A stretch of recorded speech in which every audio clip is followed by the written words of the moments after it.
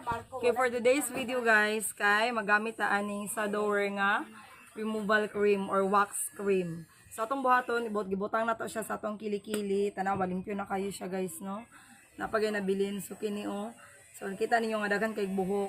So, kung gibuhat, gibutang na siya sa akong kilikili. Tapos, gipaugan ako siya for pila ka minutes. So, ma-feel mo guys nga uga na siya. Pag uga na siya, sa mao ni siya ang dagway ani o sa door. Kung mamalik kag ingon ani guys, apil pud din siya. So apil ang scrap, plastic scrap. So 2 in 1 na ni siya. So barato lang kaayo ni siya.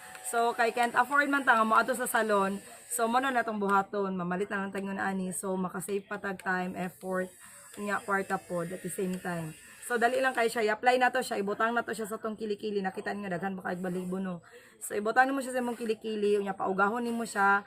Pag uga na siya, saka na nimo siya gamitan og plastic scrap. O, nakita nimo. Nangakuha siya ang balahibo. So, mas painless manggod ni siya guys kumpara sa kanang magkanang gamit ag puller. Unya, dili pod safe ang puller. Unya, sakit pod kayo siya. So, kini siya kay wala kay ma-feel nga pain. So, dali lang kaayo siya.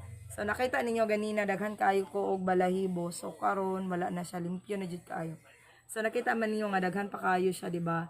Muna siya ang mga balahibo, guys. Nga, dari pod sa ako ang tiil.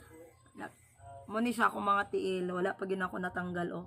Wait, daghan na siya og balahibo. Pauga na ako ni siya. Kini siya dari.